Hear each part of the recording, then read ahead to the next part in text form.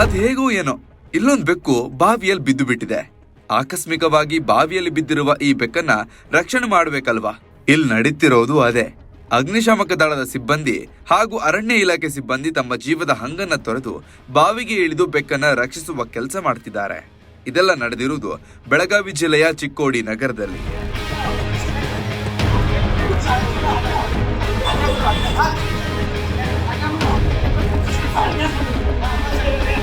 ಚಿಕ್ಕೋಡಿಯ ಜಯನಗರದಲ್ಲಿರುವ ಭೋಜಕರ ಪವನ್ ರಾಜ್ ಮಾಳಿ ಎಂಬವರ ತೋಟದ ಬಾವಿಯಲ್ಲಿ ಆಕಸ್ಮಿಕವಾಗಿ ಬಿದ್ದಿದ್ದ ಬೆಕ್ಕು ಮೇಲ್ಬರಲಾಗದೆ ಪರದಾಡ್ತಿತ್ತು.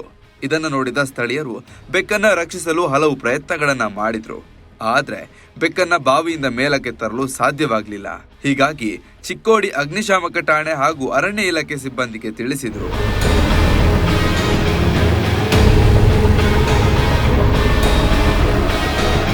ವಿಷಯ ತಿಳಿದು ಸ್ಥಳಕ್ಕೆ ಆಗಮಿಸಿದ ಅಗ್ನಿಶಾಮಕ ಠಾಣೆ ಸಿಬ್ಬಂದಿ ಹಾಗೂ ಅರಣ್ಯ ಇಲಾಖೆ ಸಿಬ್ಬಂದಿಗಳು ಬೆಕ್ಕನ್ನ ರಕ್ಷಿಸಲು ಸುಮಾರು 1 ಗಂಟೆಗಳ ಕಾಲ ಕಾರ್ಯಾಚರಣೆಯನ್ನ ನಡೆಸಿದ್ದಾರೆ. ತಮ್ಮ ಜೀವದ ಹಂಗು ತೊರೆದು ಏಣಿಯ ಸಹಾಯದಿಂದ ಬಾವಿಗೆ ಇಳಿದು ಬೆಕ್ಕನ್ನ ಬಾವಿಯಿಂದ ಸುರಕ್ಷಿತವಾಗಿ ಹೊರತೆಗೆದಿದ್ದಾರೆ.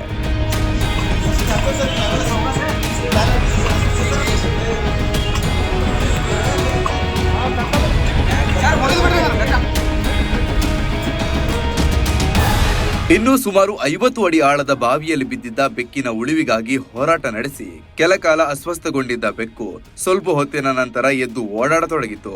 ಒಟ್ನಲ್ಲಿ ತಮ್ಮ ಪ್ರಾಣವನ್ನ ಪಣಕ್ಕಿಟ್ಟು ಬೆಕ್ಕನ್ನ ರಕ್ಷಿಸಿದ ಅಗ್ನಿಶಾಮಕ ಸಿಬ್ಬಂದಿ ಕಾರ್ಯಕ್ಕೆ ಸ್ಥಳೀಯರಿಂದ ಮೆಚ್ಚುಗೆ ವ್ಯಕ್ತವಾಗಿದೆ.